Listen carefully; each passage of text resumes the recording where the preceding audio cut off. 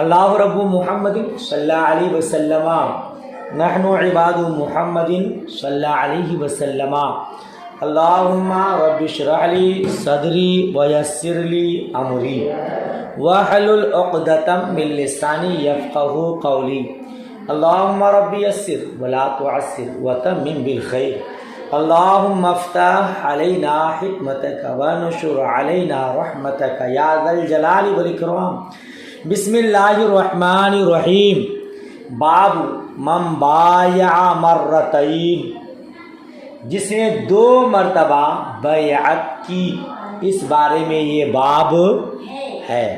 کل والا سبق آپ نے یاد کیا ہے ماشاءاللہ، اللہ پاک مزید برکتیں عطا فرمائے۔ آج کا سبق بھی بغور سماعت کیجئے، سمجھ کر یاد کرنے کی کوشش کیجئے گا۔ اللہ پاک آپ کو، آپ کے صدقے مجھ کو، اور یوٹیوب میں جو لوگ بھی پڑھتے ہیں سب کو مزید علم نافع عطا فرمائے، آمین۔ بات کیا ہے؟ جو 2 مرتبہ بیعت کرے، جس نے 2 مرتبہ بیعت کی۔ حدثنا ابو عاصم عن یزید بن ابی عبید عن سلمۃ قال بایعنا النبی صلی اللہ تعالی وسلم تحت الشجرہ فقال لي يا سلمة الا تبايع قلت يا رسول الله قد بايعت في الاول، اور حاشیہ لگایا فی الاولی، قال وفي الثاني، حاشیہ لگا وفي الثانیہ، کنارے پہ ہے نا۔ امام بخاری فرماتے ہیں، ہم سے حدیث بیان کی ابو عاصم نے، وہ روایت کرتے ہیں یزید بن ابی عبید سے، وہ روایت کرتے ہیں حضرت سلمہ بن اکوع سے۔ وہ فرماتے ہیں کہ ہم لوگوں نے نبی پاک صاحب الاولاد صلی اللہ تعالی علیہ وسلم کی درخت کے نیچے بیعت کی۔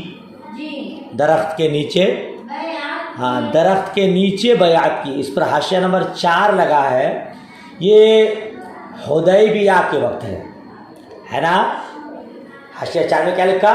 التی فی الحدیبیہ وہی التی نزل فیہا لقد رضی اللہ عن المؤمنین اذ یبایعونک تحت الشجرہ، کہ اس وقت یہ آیت نازل ہوئی، اللہ عز و جل مومنین سے راضی ہو گیا جب ان لوگوں نے درخت کے نیچے آپ سے بیعت کی۔ لوگوں نے، صحابہ کرام نے درخت کے نیچے مصطفیٰ کریم سے بیعت کی، اور رب نے آیت کریمہ نازل فرمایا کہ رب تبارک و تعالی مومنین سے راضی ہو گیا۔ اسی کا نام ہے بیعت رضوان، وَهَذِهِ بیعت یسمى بیعت رضوان۔ یہ وہ بیعت ہے جس کا نام بیعت رضوان، کیونکہ اس سے، اس بیعت کے سبب رب قدیر مومنین سے راضی ہو گیا۔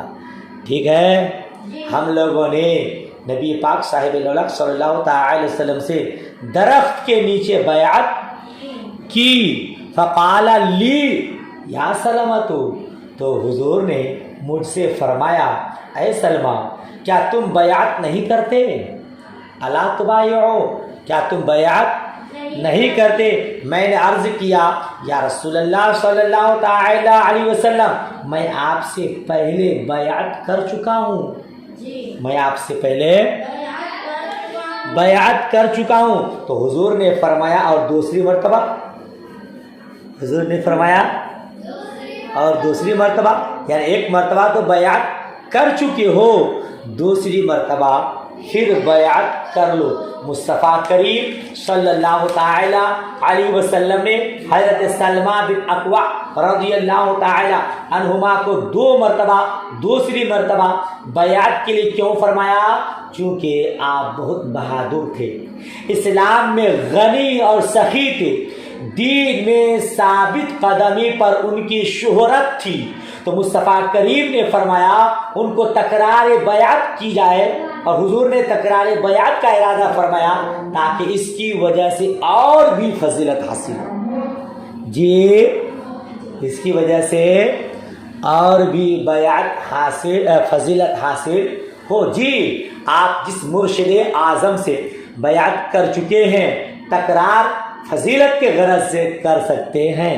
گنہگار 2003 میں حضور تاج الشریعہ علیہ رحمہ کے دستے متبرک پر بیعت کی۔ اس کے بعد کئی ایک مرتبہ عرس رضوی میں جانا ہوا، اور ہر مرتبہ جا کر کے تجدید بیعت کیا۔ ماشاءاللہ ان کا فیضان ہے، وہ نگاہ کے اندر کچھ نہیں ہے مگر آپ کو بخاری شریف پڑھانے کا شرف حاصل کر رہا ہے، نگاہ کرم ہے مرشد اعظم کا۔ اللہ پاک حضور بخاری شریف علیہ رحمہ اور دیگر بزرگان دین اور ہمارے اساتذہ کرام کا فیضان ہم سب پر جاری و ساری فرمائے۔ اللہ پاک ہمارے اساتذہ کرام کو سلامت رکھے۔ تو اسی لیے دوسری مرتبہ بیعت کرنے کو کہا تاکہ اس کی فضیلت اور بھی بڑھ جائے۔ بات سمجھ شریف میں آئی؟ باب بیعت الاعراب، دیہاتیوں کا بیعت کرنا، دیہاتیوں کا بیعت کرنا۔ حدثنا عبداللہ ابن مسلمہ عن مالک عن محمد بن المنکدر عن جابر بن عبداللہ ان اعرابیا بايع رسول اللہ صلی اللہ تعالی علیہ وسلم علی الاسلام فاصابه وعك فقال اقلني بیعتی فابى۔ حضرت جابر بن عبداللہ رضی اللہ تعالی عنہما کا بیان ہے، فرماتے ہیں ایک اعرابی رسول اللہ صلی اللہ تعالی علیہ وسلم سے اسلام کے اوپر بیعت کی۔ کیا ترجمہ کریں گے؟ ایک اعرابی رسول اللہ صلی اللہ تعالی علیہ وسلم سے اسلام پر بیعت کی، اسلام پر بیعت کی۔ فاصاب واکل، پھر اس کو بخار چڑھ گیا، پھر اس کو بخار چڑھ گیا۔ فقال اقرنی بیعتی، تو اس نے عرض کیا میری بیعت توڑ دیجئے۔ جی اس نے عرض کیا اقرنی بیعتی، میری بیعت توڑ دیجئے۔ فابا، تو حضور نے انکار فرمایا، حضور نے انکار فرمایا۔ ثم جاؤ، پھر دوسری مرتبہ حضور کی بارگاہ میں آیا، پھر عرض کیا دیکھیے فابا ہے نا، پھر حضور نے انکار کیا۔ حضور نے کب انکار کیا؟ ان کے عرض کرنے کے بعد۔ پھر حضور کی بارگاہ میں آیا، پھر عرض کیا میری بیعت توڑ دیجئے، تو پھر حضور نے انکار فرمایا۔ فقال، پھر لکھا ثم جاؤ، پھر آیا یعنی تیسری مرتبہ آیا۔ فقال اقرنی بیعتی، میری بیعت توڑ دیجئے۔ فابا، تو حضور نے انکار فرمایا۔ فخرج، بین سطور لکھا من المدینہ، تو وہ مدینہ سے باہر نکل گیا۔ فقال رسول اللہ صلی اللہ تعالی وسلم المدینہ کالکیر تنفی خبثها وتنسح طیبها۔ تو حضور نبی بابا صلی اللہ تعالی وسلم ارشاد فرمایا مدینہ بھٹی کی طرح ہے، مدینہ بھٹی کی طرح ہے جو لوہے کے زنگ کو دور کر دیتی ہے، جو لوہے کے زنگ کو دور کر دیتی ہے اور صاف مال کو رکھ لیتی ہے، اور صاف مال کو رکھ لیتی ہے۔ کیا مطلب ہے اس حدیث مبارک کا؟ علامہ ابن التین نے کہا ہے، کس نے کہا ہے؟ علامہ ابن التین نے کہا ہے نبی صلی اللہ تعالی وسلم نے اس اعرابی کی بیعت کو توڑنے سے اس لیے انکار کیا کہ آپ معصیت کے اوپر مدد نہیں کرتے تھے، آپ گناہ کے کام پر مدد نہیں کرتے تھے، کیونکہ اس نے ابتداءً جو بیعت کی تھی وہ اس پر تھی کہ مدینہ سے باہر نہیں نکلے گا۔ حضور سے اس اعرابی کی بیعت کیا تھی؟ یا رسول اللہ میں مدینہ طیبہ سے باہر نہیں نکلوں گا آپ کی اجازت کے بغیر، آپ کی اجازت کے بغیر کبھی نہیں۔ تو آپ کی اجازت کے بغیر مدینۃ المنورہ سے باہر جانا یہ معصیت کا کام ہے، گناہ کا کام ہے نا؟ اسی لیے حضور نے انکار فرمایا۔ سمجھ شریف میں بات آئی؟ اس اعرابی نے حضور سے کس بات پر بیعت کی تھی؟ مدینہ سے آپ کی اجازت کے بغیر نہیں نکلوں گا۔ وہ حضور کی بارگاہ میں اجازت لینے آیا، اس کو ہوا کیا تھا؟ بخار، تو سمجھا کہ اب یہاں بخار ہے کہ یہاں نہیں رہوں گا، یہاں سے باہر چلا جاؤں گا۔ حضور نے انکار فرمایا۔ آپ نہیں جانتے ہیں کہ بخار آنے سے حدیث مبارک کا مفہوم ایک رات کسی کو بخار آ جائے تو سال بھر کے گناہوں کا کفارہ ہو جاتا ہے۔ بخار انسان کے گناہ کو یوں دھو دیتا ہے جیسا کہ بھٹی لوہے کے زنگ کو صاف کر دیتی ہے۔ سمجھ شریف میں بات آئی تو اسی لیے حضور نے انکار فرمایا تھا۔ یاد رکھیے گا، علامہ ابن التنہی نے کہا فتح مکہ سے پہلے ہر مسلمان کے اوپر مدینہ طیبہ کی ہجرت فرض تھی۔ مدینہ طیبہ کی طرف ہجرت کرنا فرض تھا، اور جو ہجرت نہ کرے اس کی اور مسلمان کے درمیان کوئی موالات اور نصرت نہیں ہوتی تھی۔ سمجھ شریف بات آ رہی ہے؟ اللہ تبارک و تعالیٰ کا ارشاد ہے والذین آمنوا ولم یہاجروا ما لکم من ولایتہم من شیء حتی یہاجروا۔ کیا مطلب؟ جو لوگ ایمان لائے اور انہوں نے ہجرت نہیں کی وہ اس وقت تک تمہاری ولایت میں بالکل نہیں ہوں گے جب تک کہ وہ ہجرت نہ کر لیں۔ سمجھ شریف میں بات آئی؟ تو ہر مسلمان پر فتح مکہ سے پہلے مدینہ کی ہجرت فرض تھی۔ پھر جب مکہ فتح ہو گیا تو رسول اللہ صلی اللہ علیہ وسلم نے فرمایا فتح مکہ کے بعد ہجرت نہیں ہے، فتح مکہ کے بعد ہجرت نہیں ہے۔ تو اس سے معلوم ہو رہا ہے کہ یہ اعرابی فتح مکہ سے پہلے مصطفیٰ کریم کے ہاتھ میں بیعت کی تھی، مدینہ طیبہ سے نہیں نکلوں گا۔ سمجھ شریف میں بات آئی تو حضور نے منع فرما دیا۔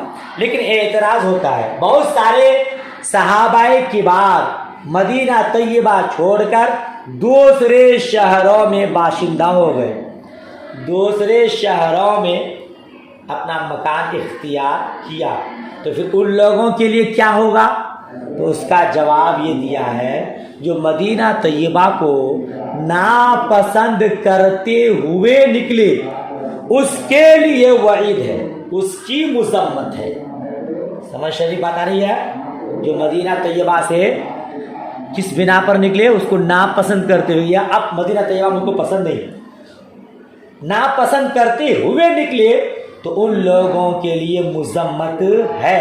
لیکن جو کسی صحیح مقاصد کے غرض سے نکلے تاکہ دوسرے شہروں میں جا کر کافروں میں اسلام کی تبلیغ کریں، دوسروں کو رشد و ہدایت کا پیغام پہنچائیں، تو پھر ان کے لیے عتاب یا عذاب یا وعید یا مذمت نہیں ہے۔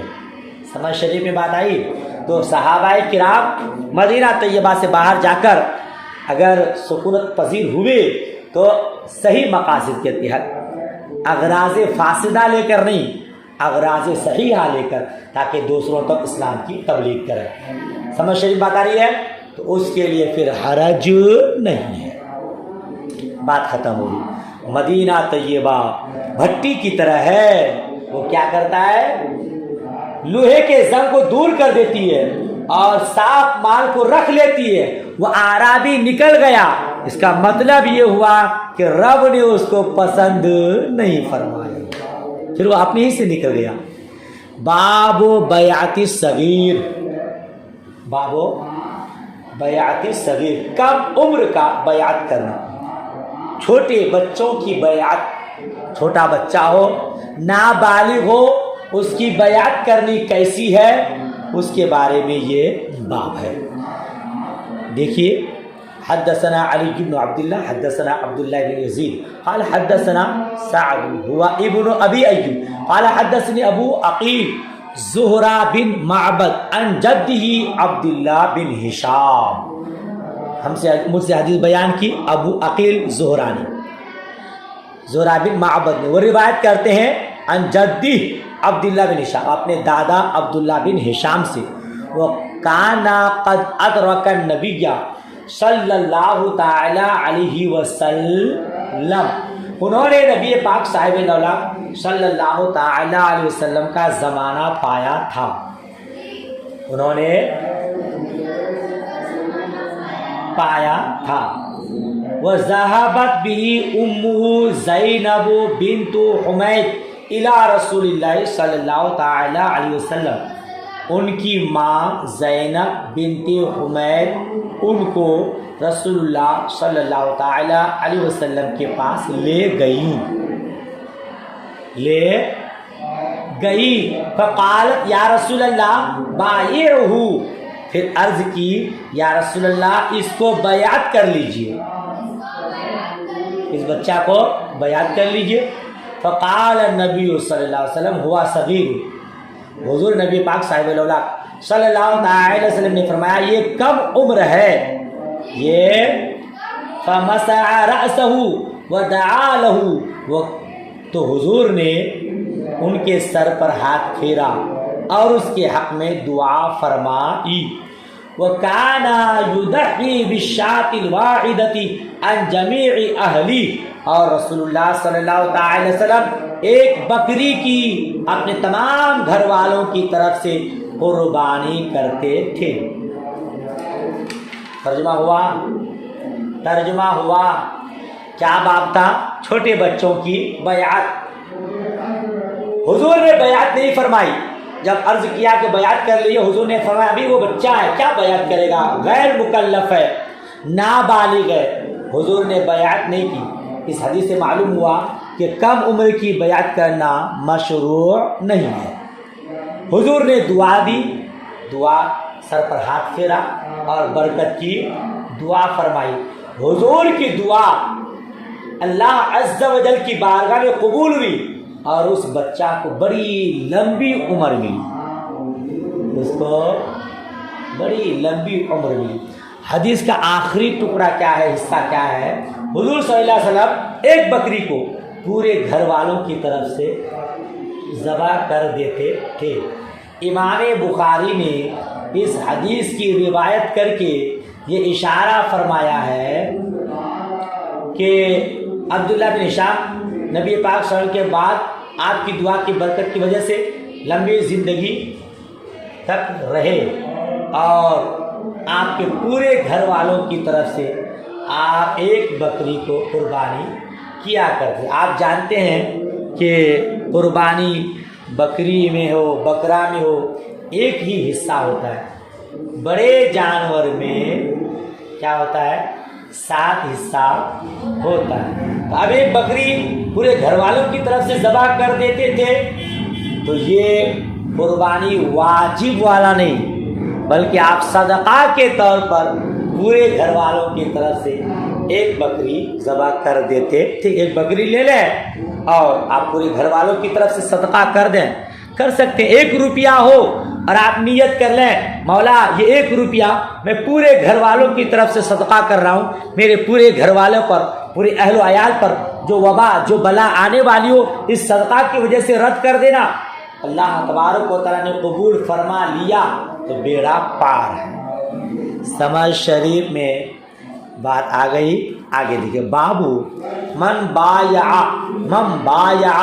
ثم استقال البیعہ، جس نے بیعت کی پھر بیعت کو توڑا، جس نے بیعت کی پھر بیعت کو توڑا۔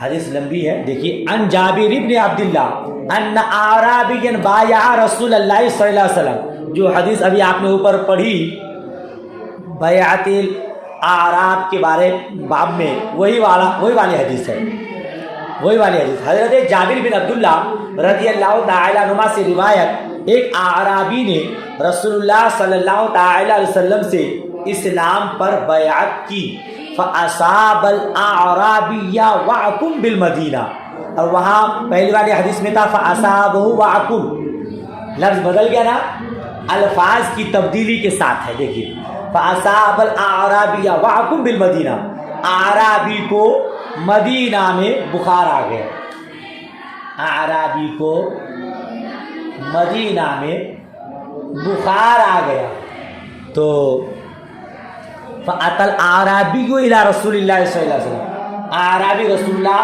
صلی اللہ تعالی وسلم کے پاس آیا، فَقَالَ يَا رَسُولَ اللَّهِ أَقِلْ بَيْعَتِي، پھر عرض کیا ہے اللہ کے رسول صلی اللہ تعالی وسلم میری بیعت توڑ دیجیے۔ بیعت کس بات پر تھی؟ مدینہ سے نہیں نکلوں گا، اب بیعت توڑ دیجیے کا مطلب حضور مجھ کو مدینہ سے نکلنے کی اجازت مرحمت فرمائیے، ہے نا؟ تو رسول اللہ صلی اللہ تعالی وسلم نے انکار فرما دیا. فابا رسول اللہ صلی اللہ علیہ وسلم ثم جاؤ، پھر آیا حضور کی بارگاہ میں، فقال اقلنی بیعتی فابا ثم جاؤ فقال اقلنی بیعتی فابا فخرج الاعرابی. ترجمہ کر لیں گے آپ. پھر اعرابی نکل گیا.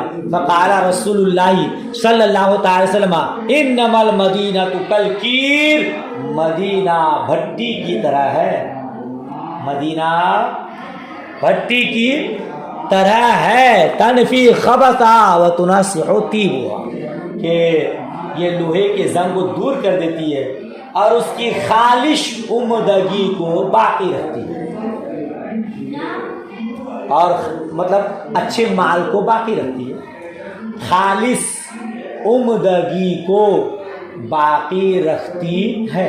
بھٹی میں جب لوہا ڈال دیا جاتا ہے، لوہا کو زنگ سے پاک صاف کر دیتا ہے.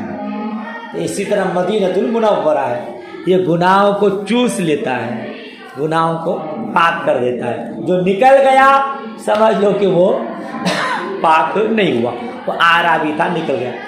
باب من بايع رجلا لا يبايعه الا للدنيا.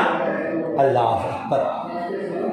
اس شخص کی مذمت کا بیان، اس شخص کی جس نے کسی مرد سے، جس نے صرف دنیا کے حصول کے لیے بیعت کی، اس شخص کی مذمت کا بیان جس نے کسی مرد سے صرف دنیا کے حصول کے لیے بیعت کی.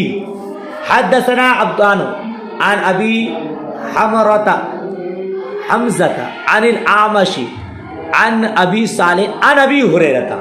حضرت ابو ہریرہ رضی اللہ تعالیٰ عنہ سے روایت، قال قال رسول اللہ صلی اللہ تعالی وسلم ثلاثۃ لا یکلمہم اللہ یوم القیامہ ولا یزکیہم ولہم عذاب علیم. حضرت ابو ہریرہ کا بیان ہے، رسول پاک صلی اللہ تعالی وسلم نے ارشاد فرمایا، تین شخص ہے، تین آدمی ہے جس سے اللہ تبارک و تعالیٰ کلام نہیں کرے گا اور نہ ان کو پاکیزہ کرے گا. تین آدمی ہے جس سے اللہ پاک بروز قیامت کلام نہیں کرے گا اور نہ انہیں پاک کرے گا، اور ان کے لیے دردناک عذاب ہے. اور ان کے لیے وہ تین لوگ کون ہیں؟ رجل علی فضل ماء بالطریق یمنع منہ ابن السبیل. ایک وہ مرد جس کے پاس راستہ میں ضرورت سے زیادہ پانی ہو، ایک وہ مرد جس کے پاس راستہ میں ضرورت سے زیادہ پانی ہو اور وہ کسی مسافر کو اس پانی سے روکے، اور وہ کسی مسافر کو اس پانی سے منع کرے. مسافر ہے، اس کے پاس اس کی ضروریات سے زیادہ پانی ہے، دوسرے مسافر کو پانی کی ضرورت ہے اور وہ نہیں دے رہا ہے، تو کل بروز قیامت اس شخص سے رب تبارک و تعالی کلام نہیں فرمائے گا. کلام نہیں فرمائے گا مطلب اچھا کلام نہیں فرمائے گا، ہے نا؟ اچھے انداز میں کلام، ناراضگی کے ساتھ کلام کرے گا، اسے گناہوں سے پاک نہیں کرے گا، اور پھر اس کے لیے دردناک عذاب ہے. وَرَجُلٌ بَايَعَ إِمَامًا لَا يُبَايِعُهُ إِلَّا لِدُنْيَاهُ إِنْ أَعْطَاهُ مَا يُرِيدُ وَفَى لَهُ وَإِلَّا لَمْ يَفِي لَهُ.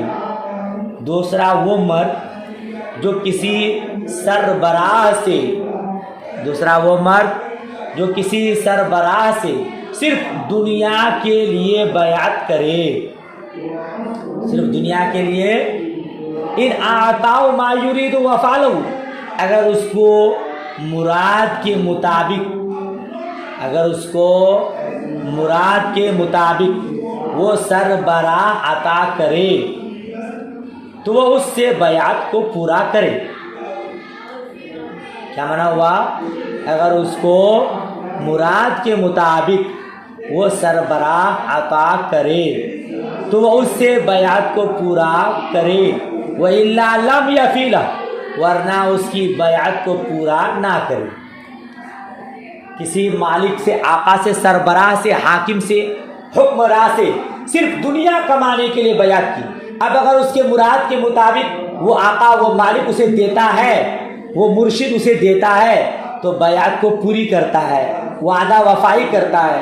اور اگر نہیں دیتا ہے تو پھر بیعت کو توڑ دیتا ہے. تو یہ وہ ذلیل شخص ہے جس سے رب قدیر بروز قیامت نہ کلام فرمائے گا اور نہ اسے گناہوں سے پاک فرمائے گا، اور اس کے لیے دردناک عذاب. سمجھ شریف میں بات آئی. یہ دوسرا آدمی ہوا. تیسرا آدمی کیا ہے اس کو بھی دیکھ لیجیے. وَرَجُلٌ يُبَايِعُ رَجُلًا بِسِلْعَةٍ بَعْدَ الْعَصْرِ فَحَلَفَ بِاللَّهِ لَقَدْ أُعْطِيَ بِهَا كَذَا وَكَذَا فَصَدَّقَهُ فَأَخَذَهَا وَلَمْ يُعْطَ بِهَا. تیسرا وہ شخص جو کسی مرد کے ہاتھ، مرد کے ہاتھ اور عورت کے ہاتھ دے تو مرد چونکہ مارکیٹ بازار پر تجارت زیادہ کرتا ہے، مرد کے ساتھ یہ معاملہ ہے تو عورت کے ساتھ بھی یہی معاملہ. سمجھ شریف بات آ رہی ہے؟ وہ شخص جو کسی مرد کے ہاتھ عصر کے بعد سودا فروخت کرے. ہاں، بعد العصر، عصر کے بعد کیا کرے؟ سودا فروخت کرے، سامان بیچے. پھر اللہ کی قسم کھا کر کہے، فحلف باللہ، اللہ کی قسم کھا کر کہے کہ اس کو یہ چیز اتنے اور اتنے میں ملی ہے، اس کو یہ چیز اتنے اور اتنے میں ملی ہے. فصدقہ، وہ خریدار اس کی تصدیق کر دے، وہ خریدار اس کی تصدیق کر دے. پھر وہ اس کو لے لے. فَأَخَذَهَا، پھر وہ اس کو لے لے اور اس نے اتنے پیسہ نہ دیے. وَلَمْ يُعْطَ بِهَا، اور اس نے اتنے پیسے نہ دیے. ارے بھائی، عصر کے بعد کا ٹائم ہے، کوئی بیچنے والا سامان بیچ رہا ہے، خریدار آیا ہے، بیچنے والا کہہ رہا ہے اس کی قیمت 20 روپیہ ہے. وہ کہتا ہے یار 20 روپیہ تو بہت زیادہ ہے، 15 روپے میں دے دیجئے نا. وہ کہتا ہے اللہ کی قسم 20 روپے تو میری خریداری ہے، خدا کی قسم 19 روپے تو میری خریداری ہے، تو میں آپ کو 15 میں کیسے دوں گا؟ 1 روپیہ تو کماؤں گا نا، دکان کھولا ہوں تو. قسم کھا لیا رب کے قدیر. اور عصر کے بعد کا ٹائم جو ہے بڑا اہم ٹائم ہے، بہت فضیلت کا حامل ہے. فرشتے رات اور دن کے اسی وقت حاضر ہوتے ہیں، اکٹھا ہوتے ہیں، جمع ہوتے ہیں. مرنے والا جب مرے گا، وہ جب بھی اٹھے گا عصر کے بعد کا ٹائم ہوگا، عصر کے وقت کا ٹائم ہوگا. جی، عصر کی نماز کی بڑی فضیلت ہے. حافظوا علی الصلوات والصلاۃ الوسطیٰ، نمازوں کی محافظت کرو، خاص کر کے بیچ والی نماز کی. اس سے مفسرین نے فرمایا عصر کی نماز ہے، بہت اہم ٹائم ہے، بہت اچھا وقت ہے. اس اچھے وقت میں وہ جھوٹی قسم کھا رہا ہے کہ میں نے 19 روپیہ میں 18 روپیہ میں خریدا ہے، حالانکہ اس کو اتنے میں اس نے خریدا نہیں. اور خریدار نے اس کی بات کو مان لیا کہ بھائی یہ قسم کھا رہا ہے تو اب ٹھیک ہے، چلو لے لو، وہی 20 روپیہ لے لیا. تو یہ وہ شخص ہے جس سے اللہ رب العزت بروز قیامت نہ کلام فرمائے گا اور نہ اسے گناہ سے پاک کرے گا، اور اس کے لیے دردناک عذاب ہے. سمجھ شریف میں دیکھیے، گناہ کرنا تو گناہ ہے ہی ہے، لیکن مسجد میں جا کے گناہ کرنا، کسی پاک پوتر جگہ میں جا کے گناہ کرنا، کسی اچھے وقت میں گناہ کرنا، کہ اذان ہو رہی ہے آدمی گناہ کر رہا ہے، معاذ اللہ، بہت بڑا گناہ ہے نا. اسی لیے عصر کے وقت کی قید ہے. اللہ رب العزت ہم سب کو عمل کی توفیق رفیق عطا فرمائے. گھنٹی بھی لگ گئی، ماشاءاللہ سبق بھی مکمل ہوا. دعائے خیر میں یاد. اللہ حافظ.